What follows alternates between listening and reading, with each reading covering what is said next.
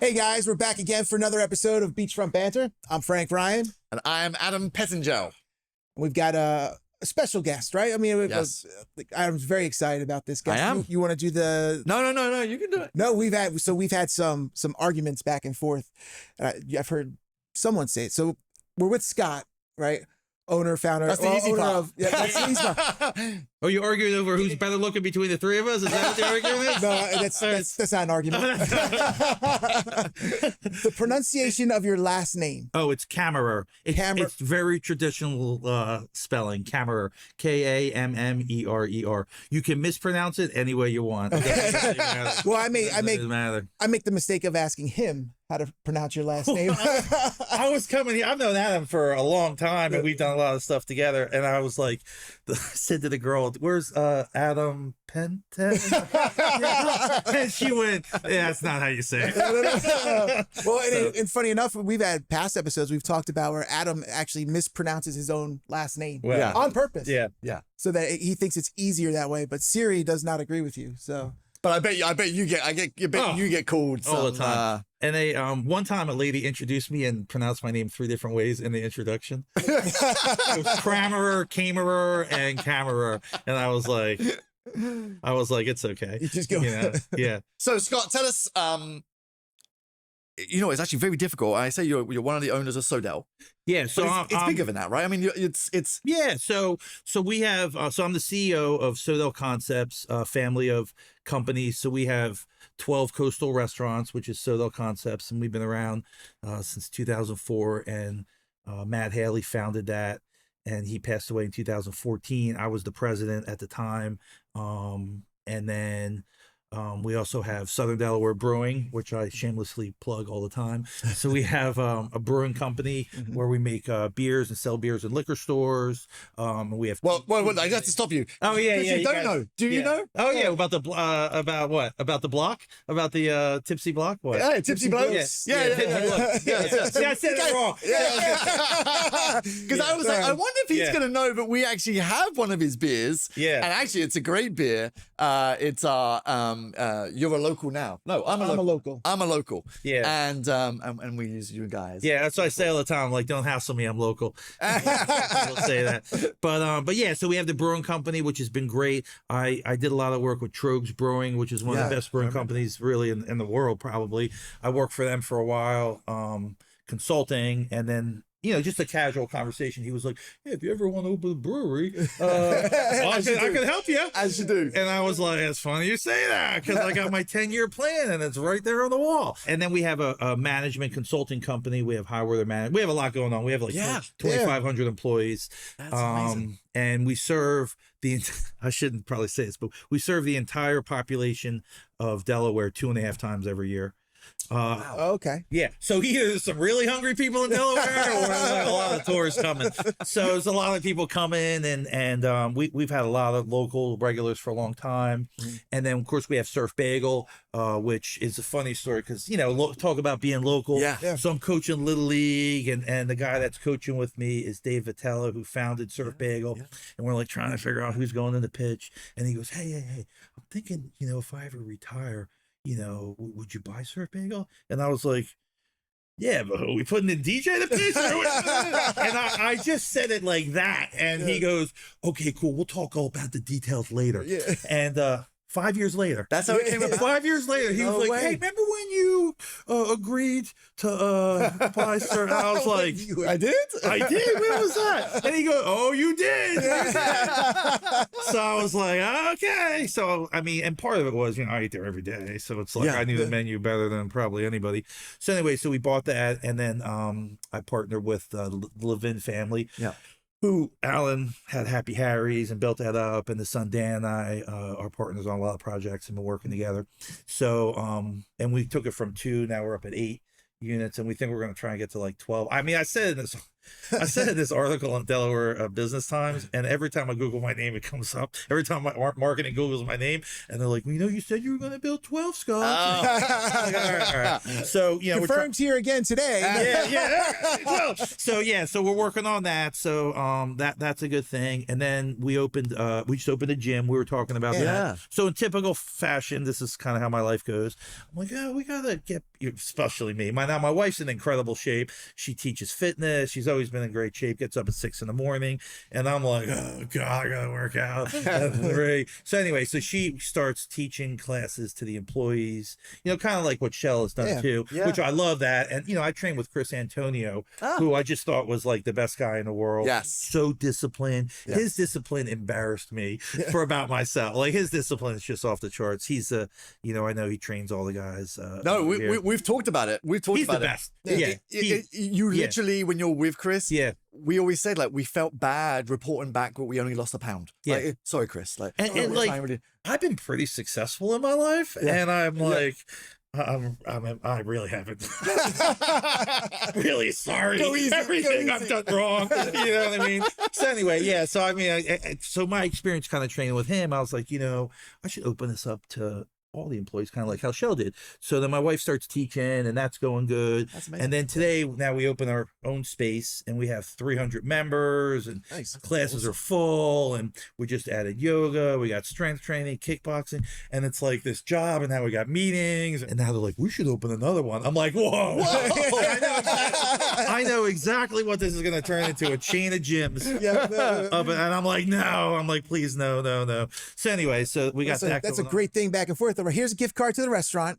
Mind, eat 3-4 pies. And then come to the gym tomorrow. It's guilt-free. So we see you tomorrow.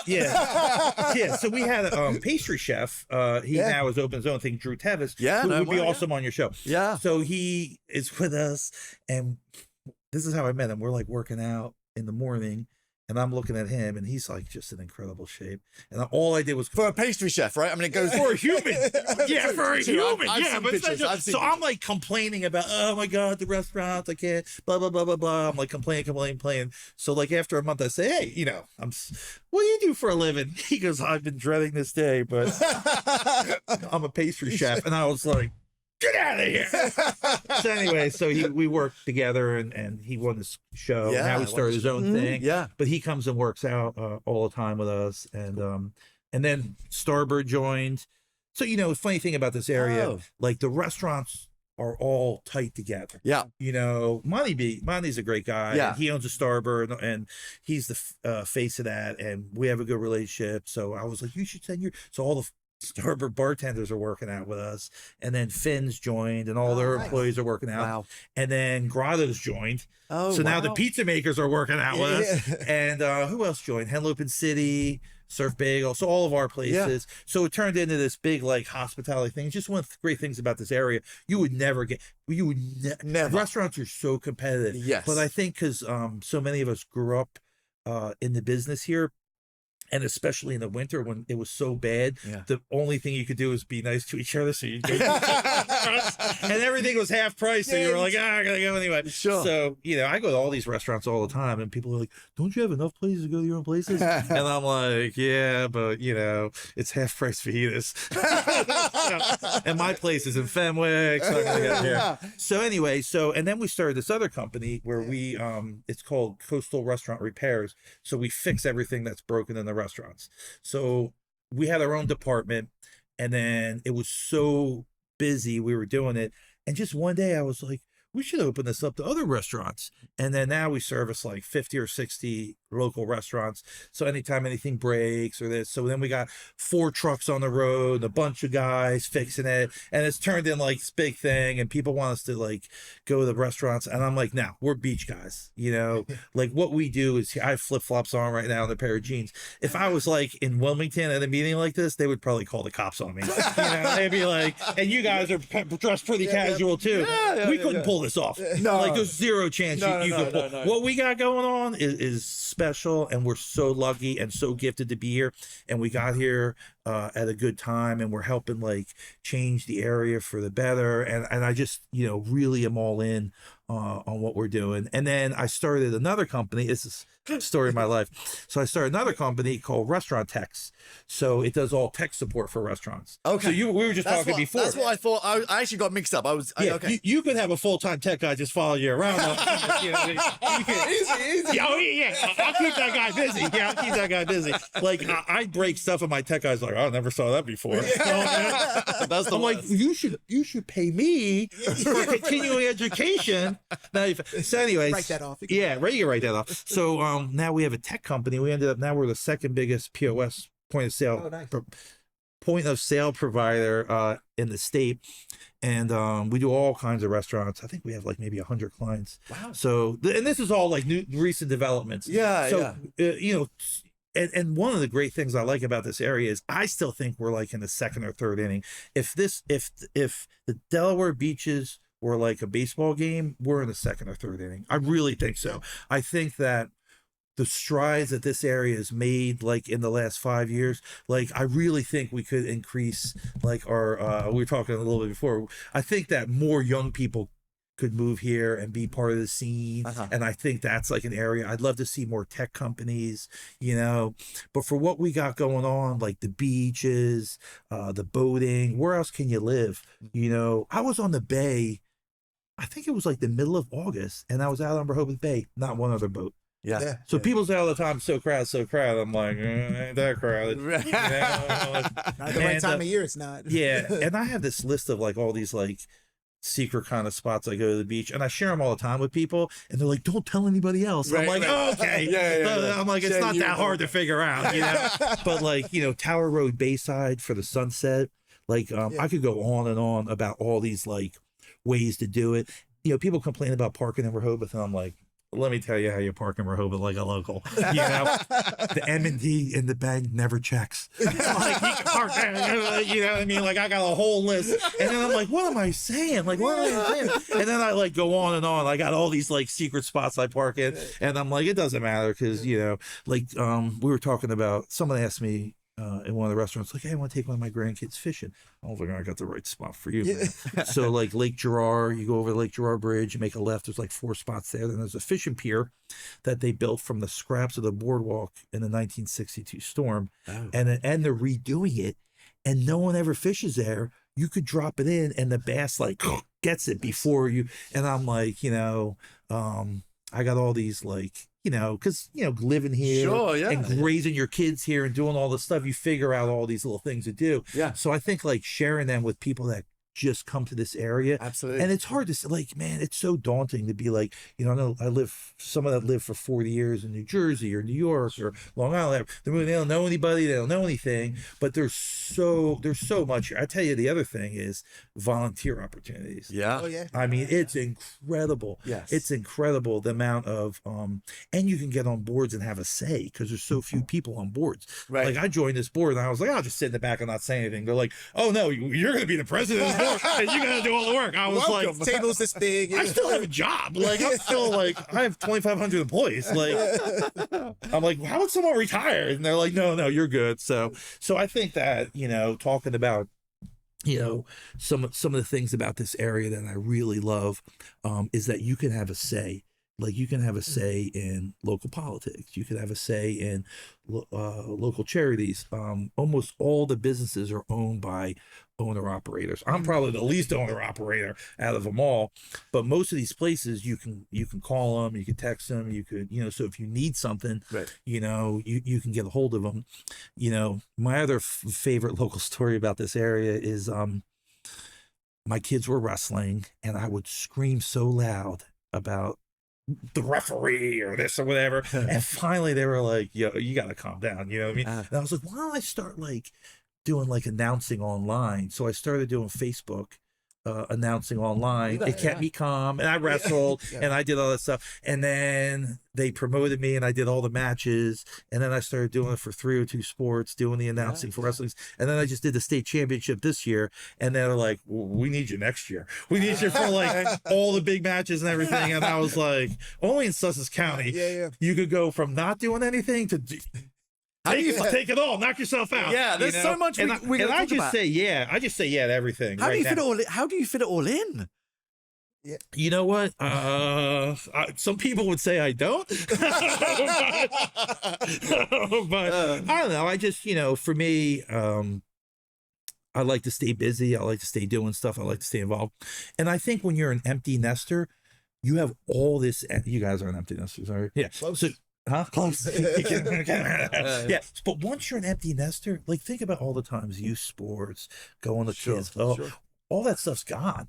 Mm-hmm. And it's just you and your wife, and you're like, all right, what are we doing now? You and the dogs and the wife, and you're like, oh, what are we doing now? We got to find something to do. Well, I do love your bulldogs. Oh, they're the best. I love the pictures you put up. I love. I mean, but I'm not I'll openly admit, I'm not a huge dog person. Yeah. But a bulldog, the best. Gets them every time. The thing is, they can sleep 25 hours a day. So if you don't want to have anything to do with them, but if you want, you got to wake them up. So every night at 6 o'clock, we call it the Bulldog Parade. I have a Jeep with no doors on it, and we pile 3 bulldogs in it and take them to the beach, throw the ball, take them to Rehoboth Elementary, throw the ball, and then I drive 2 loops around town. And you would think it was the Macy's Day Parade. Yeah. Bulldogs! People every night someone videos it, and I'm like, what are they doing with those videos? Like, is there some secret bulldog website I don't know about? So and they hang out, and the one drools, and then like the other falls asleep hanging off the edge of the thing. So we drive around, the people just love the bulldogs. They like cheer for them. The best part is they wave to the bulldogs, and I'm like, wave back. I want to be like, they ain't got no thumbs. Like, I hate to tell you, but those bulldogs got nothing. Like, they got no thumbs. And but people love the bulldogs. I mean, like, they like try and hug them and kiss them, and it's a good icebreaker too. And then I'm always like, oh, you like the bulldogs? So where are you going out to eat tonight? And they're like, oh, we don't know why. Oh, Matt's Fish Camp's good. Maybe a bagel tomorrow. You got anybody getting married? They would be nice, So it's like a good icebreaker, And for years, I used to sit on Rehoboth Avenue with the bulldog, and he would sit there. People would come up, start talking to him. Where you from? I'm a local. You're a local. Oh my God, I want to move here. I'm like, well, nice gift card. So I used to do that forever. And then when the kids were young, we lived on Rehoboth Avenue. So I would sit with some of the kids and the same kind of thing. People would come up, oh my God, look at the kid. I'm like, yeah. I mean, you talk about empty nest. I mean, you got 3 boys. 3 boys, yeah. Well, every time, talk about empty nesting again, and people will appreciate this that are empty nesters. Every time a kid went to college, we bought a bulldog. Oh, because I was going to say, right. Yeah. And here's how smart I am. I didn't figure it out till after the second one. My wife was doing it. She's like, yeah, I think we should get a bulldog. I'm like, yeah, great, get a bulldog. And then 2 weeks after the next kid goes to school, she's like, oh, I need you to go by and pick up this other dog. And then I was like, huh. And then for the third one, I was like, did you get a dog picked out? I'm like, because I was going to Delaware. I'm like, another dog. Yeah. So at least, it's like an empty nest. It's like an empty nest thing. But they've been great. And I go surf fishing with them all the time. And the one tries to grab the lure in the air, and then the other 2 just stare blankly out at the ocean. So like I have to be real careful. Like I sneak up. Yeah. I've caught 2 bluefish, 1 flounder, and 2 pompano in the past month and a half. Oh wow! For me, killing it. Yeah. Because a lot of times I come home, I'm like, I got nothing. Right. You know what I mean? That's a tough thing. Yeah. My wife's like, I'm like, oh, I guess we got to go to the Blue Coast. I'm like, oh, yeah. I'm like, can we DoorDash it? I'm like, yeah. And I was talking about fishing. My son and his friends started this group called Shad Darts. I don't know if you've seen these guys. I didn't, but I saw it on your Facebook. Yeah. They're out of their minds. So when they were, before COVID happened, they were like freshmen in high school, and I got on this boat about the size of this table, and they're on our street in the B Street. There's like 4 or 5 kids around the same age, and they were like fishing in the boat. And then COVID happened, and they were like, "Oh, we're just gonna go fishing." So it was okay, and then they announced you could take class on your iPad. Perfect. In between casts on the iPad. Oh, nice. Then they say, they should have never said this. Kay Penlopen said, nobody could fail. it was over. It was over.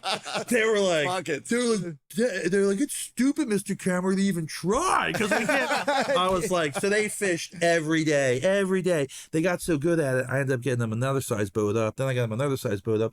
They entered like this big tournament and came in second. So now they're like catching marlin, and they fish with one of Chris's sons. Oh yeah, which is a really nice boat. And they go fishing.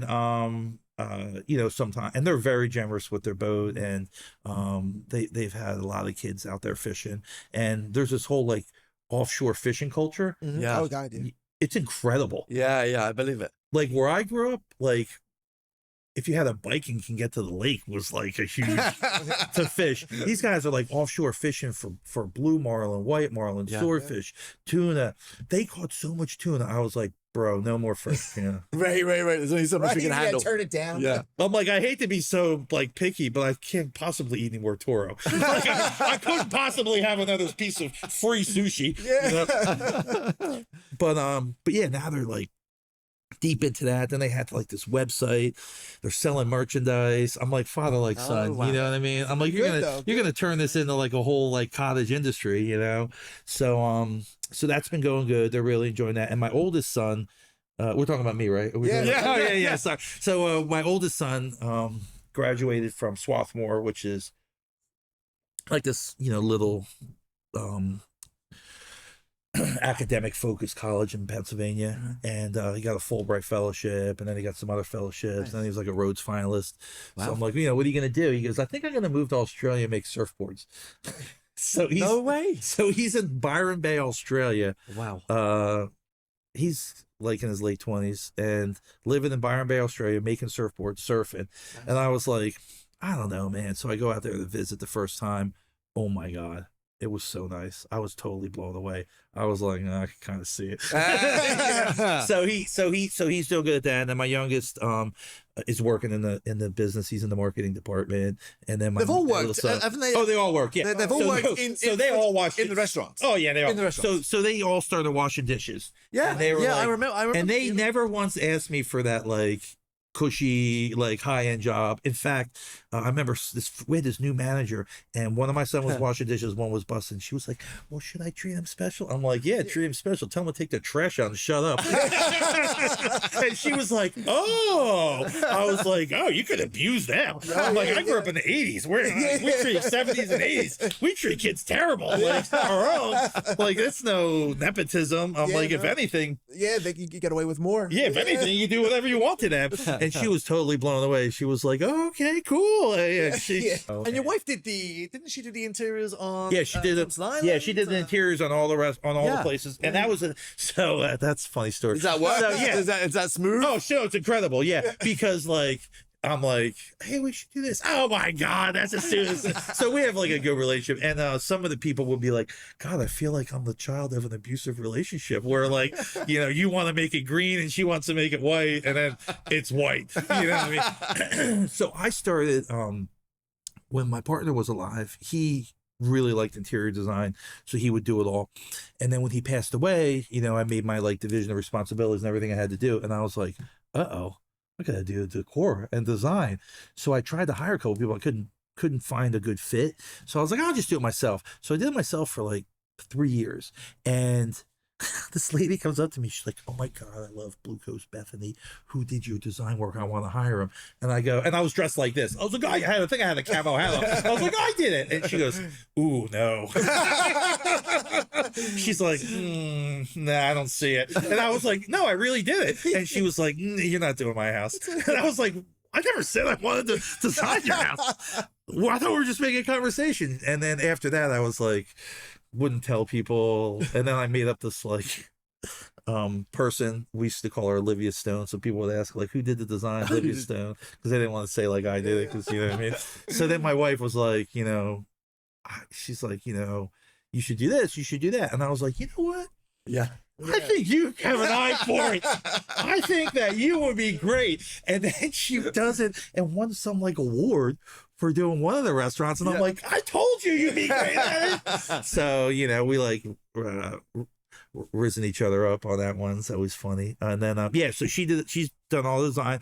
And then she had Carrie Gravier which is they were like friends, but Carrie had 2 interior, again, small business, small. Yeah. Carrie is our friend. I coached her husband in wrestling. She's got 2 degrees in interior design. So Lisa was like, I think I'm going to have Carrie help. She's got 2 degrees. I'm like, 2 degrees? Yeah. I'm like, give her the whole job. I'm like, get us out of it. So like, she would like the table. She would make sure it fit. And, right.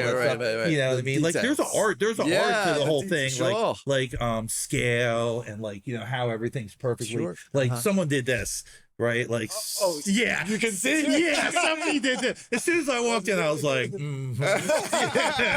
like the placement and the I was like, yeah, and the the perfectly styled. Like, yeah, someone did this. Shout out to Ivana. Yeah, exactly. Yeah, she moves it daily. Yeah. She's like watching it, like, oh my god, they touched the whatever. That's how That's why we had to move your water bottle. That's what James did. No, I saw. Yeah, will kill us. Yeah, get it together, man. Get it together. So that's important. And someone that's like all in on that stuff and has the eye for it, it's like it's a gift. Like you gotta have a gift to do that. Yeah. And some people are good at fashion. Some people, sure. It's like whatever you could see the eye for. Sure. And when we built Blue Coast Rehoboth, I was like, I used to skip school, grew up outside, man. I skipped school and go on like cottage tours of houses, penthouses and brownstone walk-ups and everything. Yeah. So Upper West Side, they had like these beautiful like old pre-war libraries with brick and a fireplace,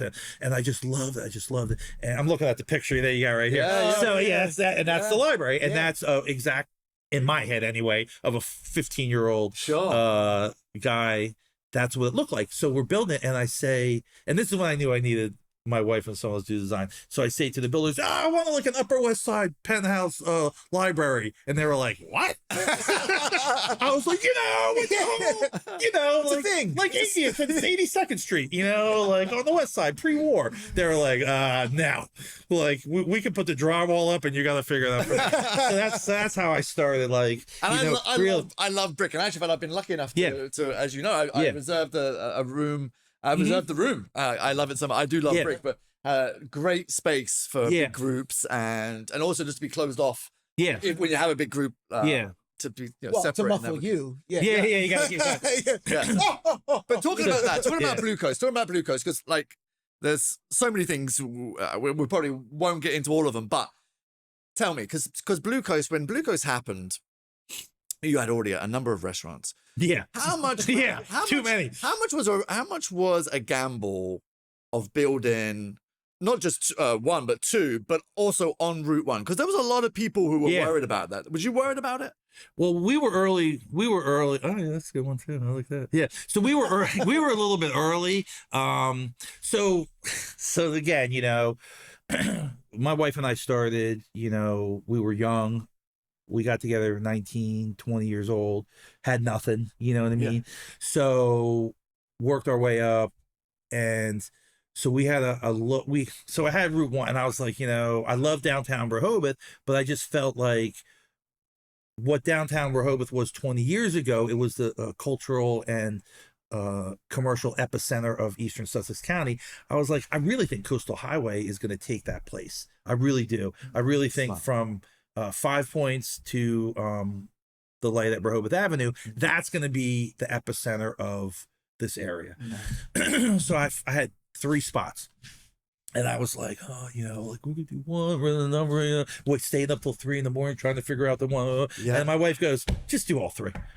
And I was like, what? She was like, yeah. She's like, well, do you think the 1 will work? I'm like, yeah. She's like, you think that one? I'm like, yeah. You think the 3rd will work? Yeah. Like, so wait. Thompson Island. Matt's Lewis. Matt's Lewis. Okay. Yeah. Okay. And that's another story. So we built all 3 of them, and boom, boom. One got done, one built next, got done, one built the next, got done, one built the next. And I'll never forget that, because sometimes you're with somebody for so long, they know you. You know what I mean? She's like, you believe in it? I was like, oh yeah. I'm like, oh, it's a home run. She's like, well, if someone else is gonna do it, you might as well do it. And it was hard. And I had a guy, Matt Padden, who helped build all 3 of them. Now he's building all the Surf Bagels. So he's like, on it, but he had never built a restaurant before. And I was like, oh, we're going to build a restaurant. And I'm like out of my mind when I build restaurants. I'm like, put that over there, put that over there. Ah! You know, and a lot of restaurateurs are like that, you know, like how are people going to feel when they come in? And I remember saying that, and they were like, well, no one knows how anyone's going to feel. I'm like, you have to know if you're in. So like when you walk in, I end up putting a chandelier. Now I'm really getting into it, but yeah, I put a chandelier over the bar at Matt's Lewis, and I was concerned that I'm really not crazy about bar. Like I love bars, but there's also a fine line between a bar and a bar I grew up going to. So I was like, if I put a chandelier over the bar, softens it. What, you got to be a real knucklehead to get in a fist fight in a bar with a chandelier. So that was my kind of design. I was like, if you get drunk and start screaming, like you're not going to have that seventh beer. Sure. You know what I mean? Like if there's a chandelier, like, you know, like I think I'll take the check. You know what I mean? So that was incredible. And it was like we ended up building it from scratch. It was a donut shop. And we ended up well, actually, Matt's was a number of things. Yeah, I mean, it was Lazy Susan's forever. Well, how far can you go back? Because it was Tijuana, right? Oh yeah, after that was Tijuana Taxi. So yeah, it was Lazy Susan's for like 20 years. And I remember I was sitting on the patio when I was still drinking. I had a pitcher of beer and crabs, and then I walked across the parking lot and got a tattoo. And then came back. Yeah, so that was like, I probably would have been like 19 at that time, or maybe I was 21. And yeah, so that would have been like the early 90s. And then yeah, I think it was Tijuana Taxi for a short period of time. And then Lazy Susan's moved across the street. Yeah. And then it became Bushels. Yeah. I'm like one step away from a restaurant historian. Yeah, for sure. Yeah. You're probably right. But I guess my big thing I wanted to mention was, and I do believe in this in terms of that spot wasn't necessarily doing well. No, it was terrible. It was 0 for 3. Yeah, it was 0 for 5 or whatever. Yeah. And only, I feel only certain people in the area now, and SoDel being one of them, if not the best, can take that space and now it's a thriving. I mean, it's a great, I mean, we love Matt. We actually got some great stories. Actually, we actually got drunk one time on Trogs before you were doing the beer. We went there. Remember, it was me, Frank, and our friend sitting under the chandelier. Yeah, sitting under the chandelier. We know Bob Decker. Oh yeah, the best. Yeah, he's the best. What was the beer we were drinking at the time? Some Trogs. Golden Nugget. It was Golden Nugget. Maybe it was. Nugget Nectar. Nugget Nectar. Yeah. Nugget Nectar. That was it. It was close. So Bob Decker fixes my they fix my jet skis. Yeah. He's so nice because every time he's like, what in the world? I'm like, bro, you don't even know. All these kids, I can't roll. Kids. Yeah, it was me. I ran over something in the bay and sucked it up, and I was like, uh-oh. First thing I think is, man, Bob's gonna be pissed. And then I'm like, sorry. And now I make Lisa text him. Oh yeah, because he's always so nice. I'm like, oh, I don't want to get yelled at. But no, Shorts has been great to us, and so much a local great business. That it's. But again, like going back to that point, like Matt's was a big thing in terms of it was a space that wasn't working, and it's there's other examples we could pull out. And did that ever play in your mind, or you're that confident? I have always been able to see into the future a little bit, not always clearly. And I remember thinking, this is it. This is the spot. It's got parking. It's in the right spot. Everything works. Yeah. You know what I mean? And I just thought it would be like... just check all the boxes. So I remember Michelle Freeman one time. I was like, what do you think about... she's going to build this development somewhere. And she's like, all I see is beautiful people on bicycles having the best time and walking around the neighborhood and loving where they live. And I was like, try convincing the CFO that's a good idea. That's all I thought when she said that. But the more I thought about it, the more I was like, ultimately, entrepreneurs, that's what you do. It's got to be. And we're building some surf bagels, and I'm not as involved in some of those. And I'm like, look, if you see it and believe in it, someone's got it. Like you're asking, like, I saw it. Yeah. I 100% saw it. Boom. it's like I didn't know what I was looking for, but when I saw it, I knew it. And that's it. Let's take it. Let's do it. And, and there's always trials and tribulations. And every deal, there's so many like, should we walk away? This is really stupid. It's getting worse. You're an idiot, and even if it's internal struggles, but you go back to like, I truly believed in it and loved it. And that, I've done a lot of, I've probably done 100 restaurants in my life.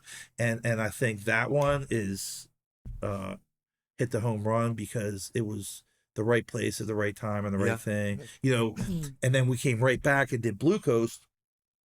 And I remember I think it was Doug Motley, came by the office and just showed me the renderings for that development. When it was, and we used to park there. When my wife, it was just a field. My wife used to work at, it was before it was Jungle Gyms, it was Sports Complex. She used to work there. I used to pick her up. I used to park there and wait. And I never occurred to me. I sat there all the time, and crazy. He brought the thing by, and as soon as I saw it, I said, I'll take it. And he was like, what?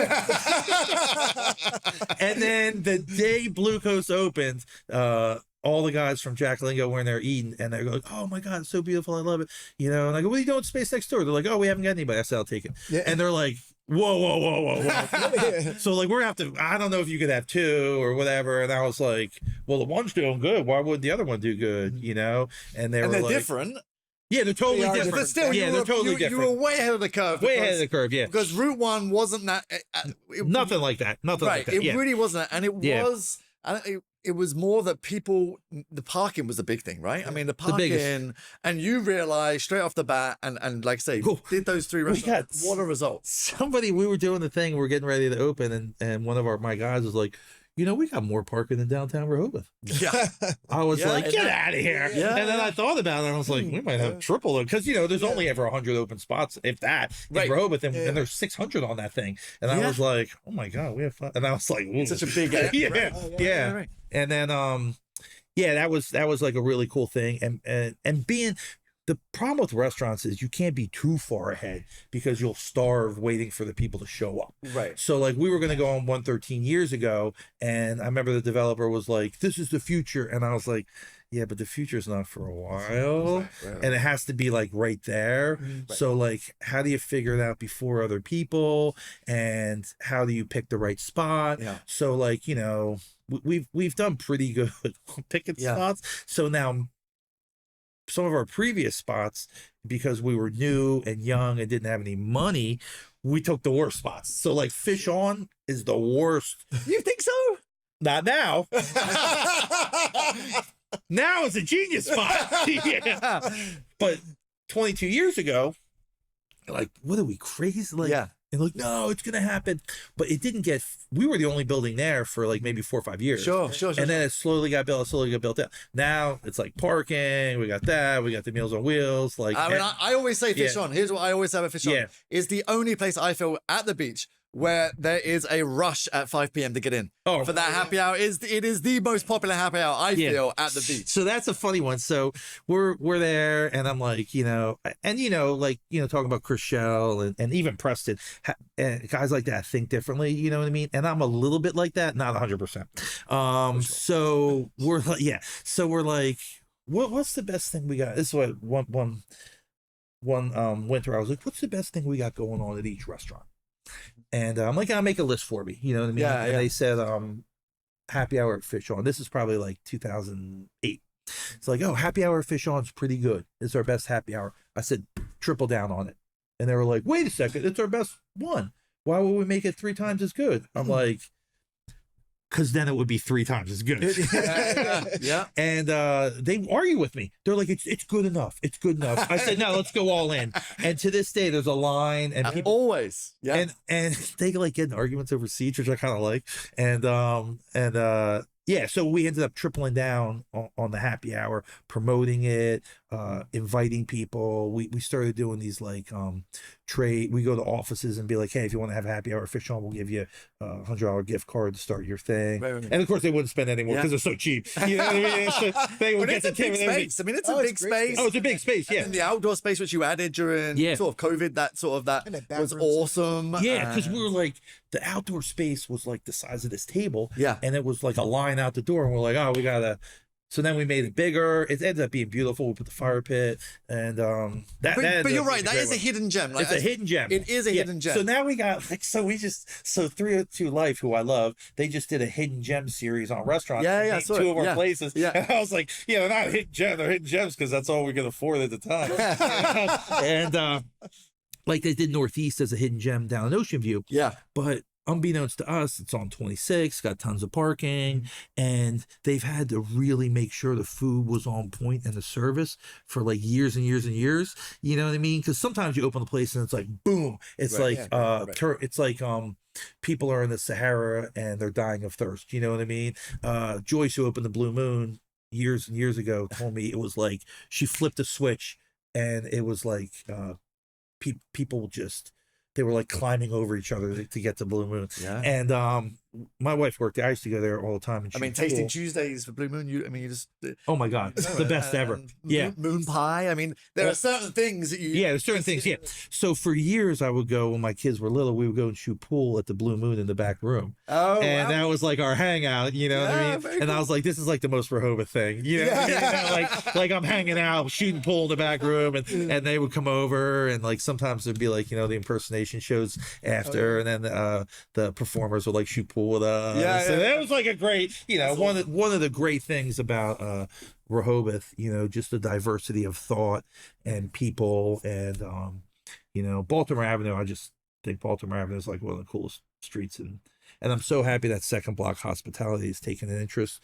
So they have Aqua. They have Pines, they have Drift, they have Bodie, and then they're redoing Frank and Louie's. Yeah. So the vibrancy of the restaurants on the street is so important, and Baltimore Avenue is key to Rehoboth. So I'm really happy.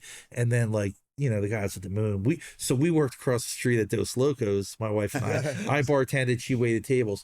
And when the line was too long for the guys at the Moon, they would come and get a quick shot. So as soon as that line got long, I'd be like, here they go. Key lime pie shooters. I'd make like 20 of them. And they'd come in, they'd be like, here's the money, give me this. I gotta get back in line. We did that for years. And crazy. Typical small town. And one time because it's like a little hole in the wall, Dos Locos, I was bartending, and the owners of all the restaurants will come in there to hide from their staffs and when it was really busy. And then after a while, the staffs will come in to hide from the owners. And one night, the entire staff of Adriatico and Iguana and the owners were all in there drinking. What are you doing? What are you doing? But it is unique. I mean, you've mentioned a few times now how restaurants are very tight. And we were actually talking to Chris, Chris Yao, about the volleyball, the restaurant volleyball tournament. It is unusual. The camaraderie we talk about, and there are obviously massive links with SoDel and Shell Brothers. We see that, and we make a lot of similarities. But there is an unusual thing, in terms of that is not normal. What you're talking about, the camaraderie of the restaurants, is so unusual. And you've done a bigger role than that. You've done the chairman. You were the head of head of Delaware Restaurant Association. Yeah. And it's funny. I think we have 30. I think we have 30 locations all in, everything we got going on. And then so if we're the biggest group in the area and we're the most accepting and open, then I think it kind of sets the tone. You know what I mean? So I'm not a super competitive business person. You know what I mean? I just have never, I've always felt that if there's one restaurant doing great, 2 restaurants will do even better. 3 would be even better. So that's you get Restaurant Rose, Salt Air was there first and was killing it. And Oyster House. And then the Oyster House opened next door, and everyone's like, well, I'm like, dude, that's the best thing ever. Yeah. because then it's like they're both on the line. They go back and forth. You know what I mean? Sure. And having a restaurant row is the best possible thing you could have. Yeah. And really, there's this like thing with food that really brings people together. Like, you know, like, oh, we should all go out for tapas or this or that. You know what I mean? So the last thing you want is all places that are too similar. You know what I mean? Sure. But I think what sometimes people move in this area have a hard time with is the local places they remember back home. This isn't like that. Yeah. So like the local places here are Finn's, Matt's, Big Fish. Those are the local places. Right. Because one of the reasons people move here is because they want the seafood, they like the beach, they like this and everything. But like slowly over time now, we've started to add things that are like more from New Jersey or more from Philadelphia or more from New York. You know, you're starting to see more Italian restaurants, more Italian, like I think like 6 or 7 Italian places have opened, you know, the success of Touch of Italy, you know, the Fibos. So like those restaurants, you know, things that people are familiar with, where they're coming from, you know what I mean? So they're like, you know, every restaurant here in some ways seems the same. And I'm like, yeah, because for a long time we were building restaurants that could survive just on the tourists. So it has to be designed a certain way. Sure. Otherwise, always a winner. And seafood. And the other thing too is like someone's like, there should be more steakhouses here. I'm like, here's the whole problem with that. There's not a lot of people that know how to cook steaks. So there's only 1, 2 steakhouses. Oh, there's 3 now with House and White. But there's not that many people that know like how to cook steak from and this and that. But like there's a lot of people that know how to cook crab cakes. You know what I mean? So like you could open a place and get a guy that knows how to cook a crab cake like that. Because that's what the area is. So you start to open some of these other specialty restaurants, you know, so you have to be very careful about that. But you know, steaks it's a totally, and the restaurant business, every style of restaurant has some similarities, but at the core, it's really fundamentally different. You know what I mean? Like Sakatumi is fundamentally, the way they operate is fundamentally different than Crust and Craft or Soho Slice, or you know what I mean? Just the whole intricacy of it. So, and then Crust and Craft's one of my, we own that. It's one of my favorite places. It's like wood-fired pizza, meatball subs, you know, and it's something, when we first opened it, I don't know what I was thinking it was going to be, but it ended up being the employee cafeteria. Is what it ended up being. I went in there one day, I'm like, does every single person in here work for one of our restaurants? And they were like, hey, and I was like, oh. And known for a great brunch as well. Great brunch. Oh, great brunch. Great brunch. But I had this thing where for a while, if I went into a restaurant and there was someone that we work with eating, I would pick up their tab.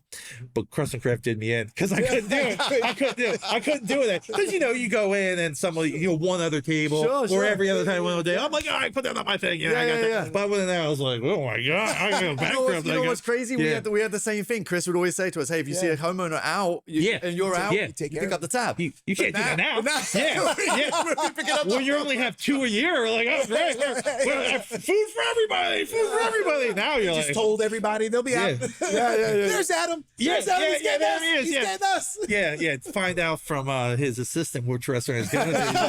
But you know, going back to what you were saying about how food has changed in this area, and it has. Like I remember dramatically. I always tell people I'm a local with a twang. And it's like you're from real South, real South. But the food has changed, and I remember as one of my actual true of the all stories are true.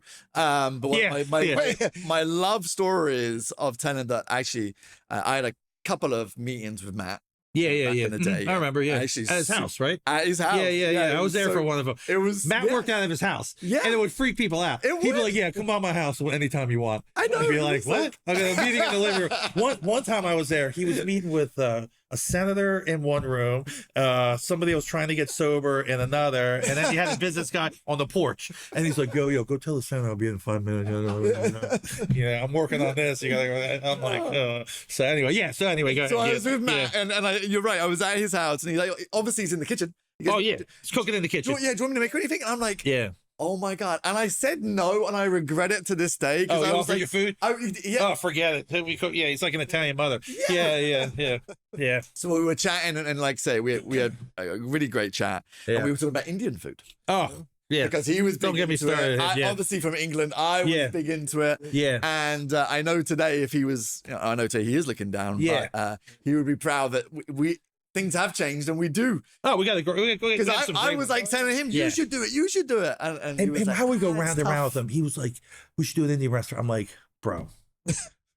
The most authentic Indian restaurant with an Irish Catholic from DC and a Hungarian from New Jersey. I'm like, come on, bro. Like, no one's going to believe that. And he's like, we'll hire a good chef. We'll bring him over from India. And I was like, why don't you go to India for like a month and see if you could find a chef? He came back. He's like, nobody wanted to come. I was like, okay, well, there you go. You know, but yeah, there's some good Indian. I'll tell you what's a good restaurant is Semra's. It's Turkish, but it's really, Semra's is really good. Okay. You know, if you ever get a chance to go there. It's on Rehoboth Avenue. Yeah, Semra's is really good. I go back with them a long time. That food, they're good. Turkish coffee, you know, and I think like, you know, it used to be that like, like you said, you would never, you know, there's a couple good Thai places now. Yeah. You know, it has really expanded. So it went from, and I was telling people this, as Route 1 had as many cars in July of 2005 than it does in January of 2025. So like, what the summer population used to be is now what the year-round population is. So there's a need for that. You know, there's a need for all these different restaurants and different things and different. You know, we're a big tent and there's room for a lot. There's room for a lot of different businesses. Yeah. I mean, this is a great area to be an entrepreneur. Anything that serves like the residential area, all these little businesses that we started. The biggest problem is like hiring people now, you know what I mean? So like the restaurant tech thing, I'm like, we got like 100 clients and like 3 guys on the road. And we're like, we need someone else to do the tech. And we're like, you know, okay. You know what I mean? Like, like, can we teach someone to do it, or do we hire them, or can they get like a certification? And Del Tech has been great. So we actually got a guy that was cooking and he was interested in HVAC and working for Coastal Restaurant Repair. So we were like, yeah, go to Del Tech and get your certification.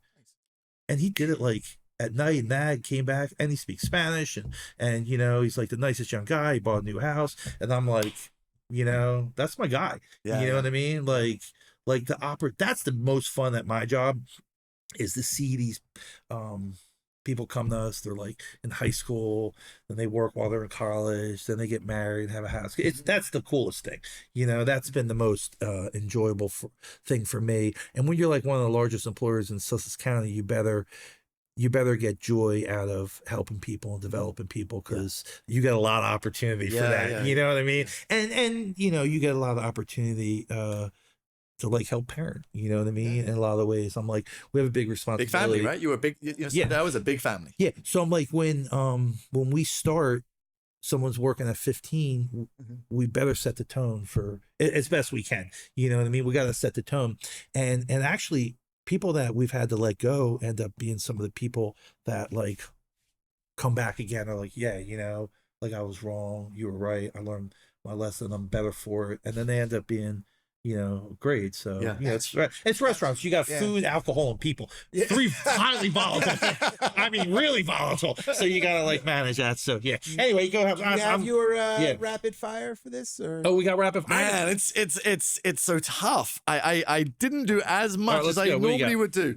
I gotta write it down. I should do these. I should do this. A favorite restaurant, not yours. Ooh. I tell you where we've been.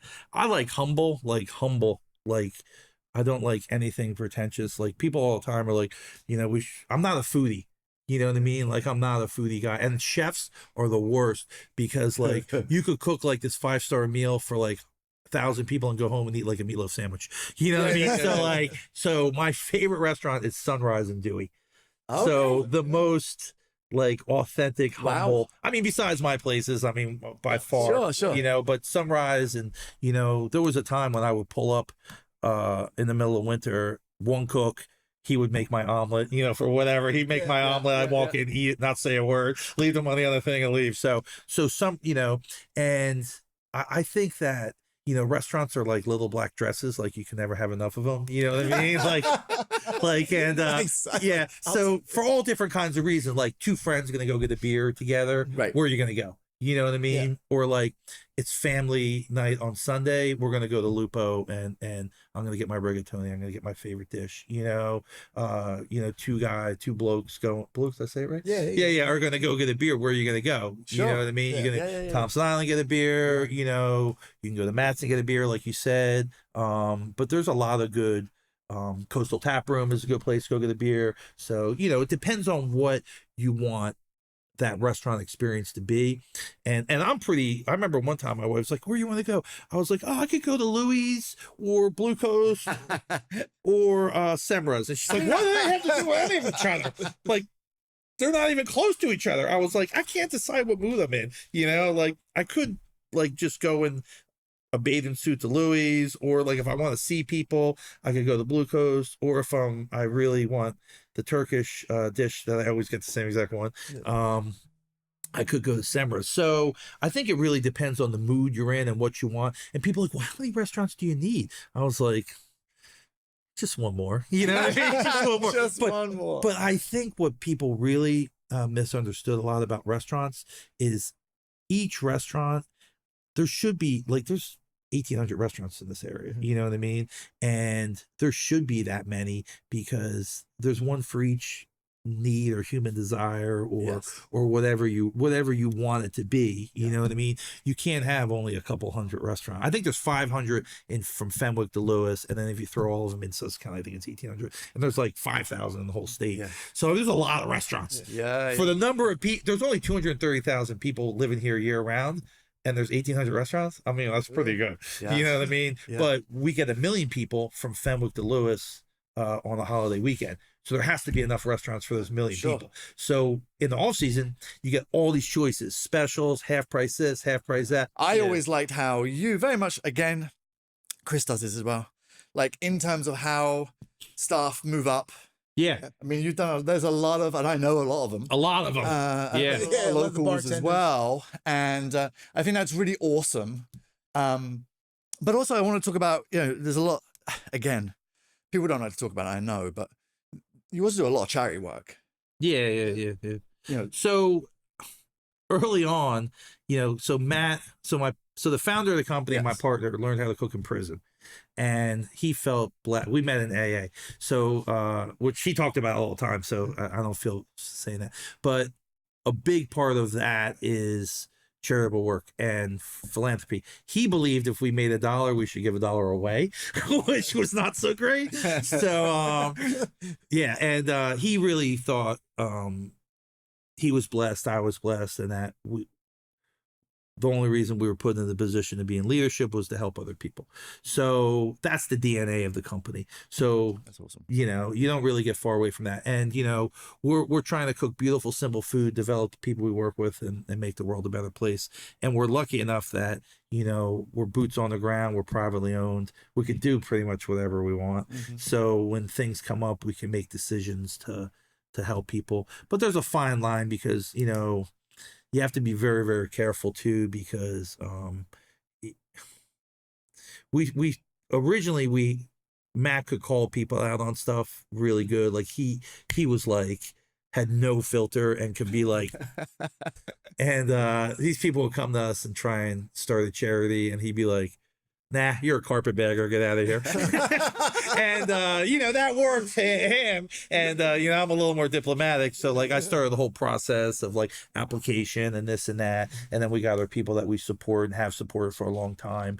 And we're the last resort. SoDel Cares, in a lot of ways, is the last resort for people who need help, and maybe charitable foundations locally that need us and can step up and do stuff, because we don't have a lot of limitations to what we can and can't do. So they came to me. Let's never forget this story. We're talking about charity, right? So Meals on Wheels comes to us. John Wolfley, since passed away, great guy, says, we're losing our contract for Meals on Wheels. It's 300 senior citizens a day need to be fed. Do you want to do it? And before I could even say anything, Matt was like, we'll start tomorrow. And I was like, you didn't even ask where we're going to cook it from, how much we're getting paid. He's like, what does that matter? I'm like, okay. So we work on. he said something like, "You're so smart, you figure it out." I'm like, okay, all right. So I'm like, I'm gonna figure it out. So we actually ended up being like one of the best partnerships. And we're talking about gut instinct, you know, and so we've been feeding 300 a day, 365 days a year for like 10 years now. Wow, and it's awesome. Really amazing because every politician is interested in coming to it. You know what I mean? It's like a feel-good thing. Sure. Yeah. It's like volunteers, and they come and they're like, "Oh my God, this is so great." But you know, people are so crazy. So I remember the first time I told somebody, I'm like, "Yeah, we're gonna cook Fish On is SoDel is gonna cook Meals on Wheels meals for everybody in Lewis that it qualifies for the program." And somehow they were like, "Oh, I can't believe you're going to change Fish On to a Meals on Wheels menu." Yeah. And I was like, what? So that just goes to show you sometimes, you know. But we've been doing that for a long time. That's a good one. Yeah, really like the people that we've supported, we have some of them we've had just such long relationships with, and it's been really the most enjoyable for me. But a lot of times, like, people's funding gets cut, and they'll call me, or I'll know, or I'll run into them. They'll be like, you know, "We were expecting X from the state, but we're not getting it. Can you help us?" Like, yeah, you know, the sports teams get me all the time, man. Like they're like, "We just won a state championship." One of the teams called me like, "We just won a state championship, but half the kids can't afford rings. Can you get rings?" And I was like, yeah, just send me a bill. And I was like, "Oh my God." And like, they get us all the time for that. But you know, we do our 5K, which is really well attended. We do all these wine dinners. So we did this huge event for years where like hundreds of people came. And then after a while, I was like, let's switch it, because we're spending money on the event. And I was like, I want to be net 100% of all the events. So that's how we ended up doing it. But I think if I retired, I would just do the philanthropy work. And I've learned a lot, like from Longwood Foundation and some of these other groups, like how to do it. There's a lot to it. Oh, I'm sure. And like being able to partner with your vendors. So like, you know, like this group came to us, they're like, "We need X amount." I'm like, "Okay, well," I'm like, "I'll do this, but I'll get one of my vendors to match it, and then we'll do an event and I'll match that." And they're like, "You could do that?" I'm like, "Yeah, we do whatever we want." Yeah, like, so it's just a matter of that. But as the years have gone on, I've been harder to get a hold of, because my team has made it like, they're like, "Dude, you say yes to everything." I'm like, "What are you gonna say? You gonna say no to this or that?" You know what I mean? Like, so they've kept me, and probably with Chris the same thing. Yeah, you gotta keep them away, otherwise. Well, like I was telling this story the other day to somebody. I was like, "Dude, you know how much I love the Shellbirds company?" He didn't have a kid playing baseball, and all my kids were playing baseball, and they were going to go to this trip, first time ever. They're going to go to Hawaii, and Chris funded half of it. Didn't have a kid in the school. I don't even think he had any kids. You know what I mean? And I was like, well, if he's funded half of it, I got to do something. You know what I mean? So I was the president of the Boosters at the time. And, but anyway, yeah, he didn't even know, you know. And my favorite Shell Brothers story is, I think I was like 19. I was managing a restaurant, and I was writing the schedule by hand. And we're the same age. I'm the same age as those guys. I was writing the schedule by hand, and like a table. And he was came in to eat with his family, and he walked by. I'd never met him before, and he saw me writing the schedule by hand, and he goes, "You know, they just invented something." And I was like, "What?" He goes, "It's called Excel." And I was like, "I never heard of it." And he goes, "Are you gonna be here tomorrow?" I go, "Yeah." So we went home, burned Excel, which I didn't even know what Excel was. I'm showing my age now. Showing my burned it on a floppy disk. Here we go. I hate to do this. Oh, okay. We learned Excel in a computer lab in middle school. Yeah. So that's funny you say that. So I had no idea what Excel was. I was like, you know, this would have been like 90. Yeah, he was in middle school. When were you in middle school? I was born 96. Oh, you're never supposed to ask a man his age. So he goes home, gets a floppy disk, brings it in. I didn't even know, puts it in. Go, give me all the names for your employees. Put them all in, did the whole thing. It calculated the labor cost. I was like, and I never met the guy. You know what I mean? So like a month later, I didn't know there were two of them. A month later, I see who I thought was the guy that did this for me. I was like, oh my God. And he goes, I think you're thinking of my brother. And I go, no. And he goes, there's two of me. I was like, well, tell him I said thanks. So great. I don't know if it was Preston. It turns out it was Preston that helped me. And, that's so funny. That's crazy. Why? Then he goes, I went to Harvard. That's what he said. I was like, bro, where'd you learn this? He's like, I just graduated from Harvard. I think it was Harvard. Maybe it was Amherst. I forget what it was. He was like, I just graduated from like one of the best schools in the country. Now we're learning it in middle school. Yeah. So, all right. What other question you got? No. Yeah, I got a best shot. I thought he was saying no. That's enough time. You got to shut up. You got to be quiet. Yeah. So, what if you could do? Let me do one more question. If you could do another restaurant, which I'm sure. Yeah, I got an idea though. Go ahead. What would be the what off the wall concept? What not off the wall, but what new concept would you like? I think this area can handle, and it's a little bit. I think it could handle a very, very high end Tokyo style sushi place. Very traditional, very high end. 30 seats. World class sushi chef. I really think use the Georgetown airport, fly the fish in directly from Japan. I think it could use a really high end. Who are you pitching it to? Yeah. The investors around now. So Chris never says no. So so I think it that would be something interesting. I also think like a place like Pineapple and Pearls in DC, which is like a 20-seat year out. Tallulah's Table is another one. I think this area is probably ready for something like that. You know, you start to look at like the levels of experience. One of the coolest things about Las Vegas is you want to go and have a high-end experience in Las Vegas, they got you. You know what I mean? You want to have a mid-level, you want to have a casual, it's all there. But I feel like this area is really good in the middle, you know what I mean? And it's really good on the casual. Like, Louis is really good. Yeah. You know what I mean? Like, like my there's some loves Louis. Yeah, there's some really Gus and Gus, you know, there's some really good casual stuff. The middle, there's a ton of well-run, independent, I mean, a ton of really good guys, you know, like I look around the landscape and I'm like, man, we got Tom Holmes just won an award at 1776, you know, I think Megan Key's doing a great job with her places. She has the Megan Key Collective, independent restaurants. You know, I think what we're doing, you know, even though I think sometimes people look at us and we're like this big corporate thing, I'm like, dude, you got no idea how still in a lot of ways like bootstrapped and like, you know, like the one we got someone that does some of the asset management and the graphic design. You know what I mean? But you only get that in, you know what I mean? But he's good at both. You know what I mean?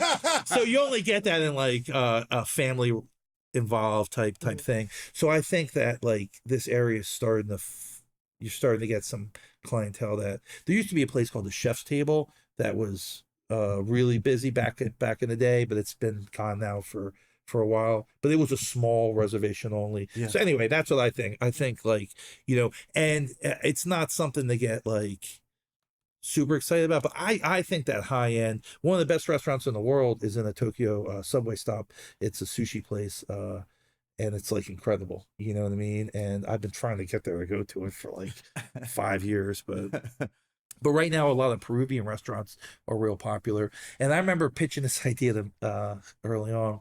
I was like, yeah, there's like indigenous Viking Icelandic food that's like becoming really popular. And they yelled at me. Like, that's so stupid. And then the next year, this restaurant opened in Copenhagen and turned out to be 5 years in a row. Same exact my stupid idea. 5 years in a row, number one restaurant in the world. And every year I was like, I told you so. I told you so. And they were like, yeah, but you're not a Viking. Yeah, that's true. We're not in Copenhagen. So, Scott, this has been an absolute pleasure. I feel like we could keep on talking. I could keep you, but I know you're a busy man. I do want to end on one small thing. I do want to say that I know. Well, I say no. I I know by other people in terms of, the restaurant business is not easy.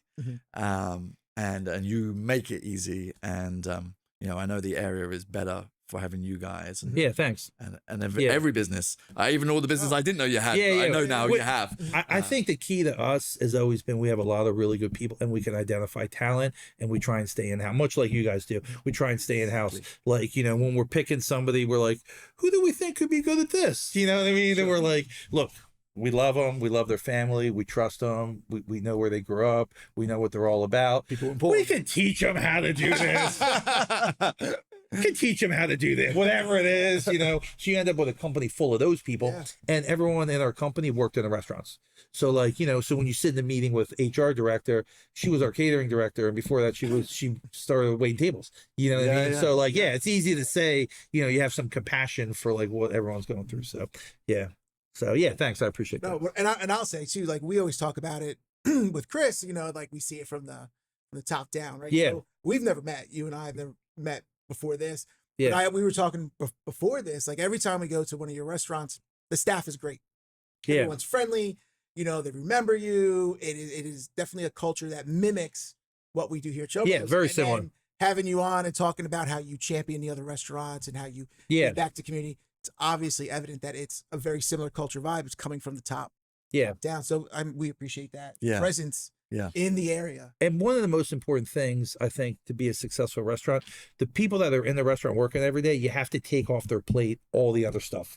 Like they can't worry about like the landscaping. They can't worry about all these other things. Like, look, I need you to take care of the guests to make beautiful food. That's what I need out of you. Like, I don't need you to like worry about if the awning needs to be replaced. I got a guy that's going to take care of that. You know what I mean? Yeah. He's also going to design your sign. That's not the point. You know what I mean? But that's, saying that, like making it so the people that are customer facing have the least amount of stress besides dealing with the people. Sure. Because that's in and of itself is a lot. Yeah. Like I bartended for 10 years. Yeah. My wife was a server for many years. And we always say there's my boys now tell me, hey, you've got to get in the industry. It teaches you so many skills being in the restaurant industry. Well, and worst case scenario, it teaches you how to enjoy going out to eat. And we have all these tests for like wine and all this. So like all these young kids, this whole generation of kids, they're like know a lot about wine. And all these kids on my street, I made them all work in the restaurants, you know what I mean? And they're like talking about wine, like they're like, this wine, that wine, it's got flavors of this or undertones of this. And I was like, oh, here we go. But yeah, like, but knowing how to eat, knowing how to experience food, how to treat people, how to hustle. Yeah. Like you gotta work. Like you're in the restaurants, like let's go. Time to lean, time to clean. There you go. And that's companies that are full of restaurant people with experience are get things done faster. because 5 minutes is an hour. Because when you're waiting for your martini, 5 minutes is a long time. So, like where's my martini? Yep. You know what I mean? I'll feel better once I get it. My funniest story is back in the day, and you mentioned it. It's great when you mention up these old names. But I worked in a Tijuana taxi in Rehoboth. In Rehoboth. Many years ago. Oh yeah. And half price fajitas was Wednesday. It was and the first thing I always remember, get those chips and salsa on the table. If you get it on the table. Yes. It'll sit there. Like, look, if you're slammed, get them chips and salsa. Yes. You know what I mean? Absolutely. And get them a margarita, and you have time to swing back around. Yeah. Absolutely. I love Tijuana. I thought Tijuana Taxi was great. Oh my God. It was a great place. Did Joyce know that when you? No.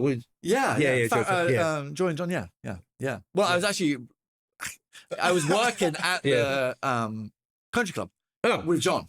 And John said, you should do.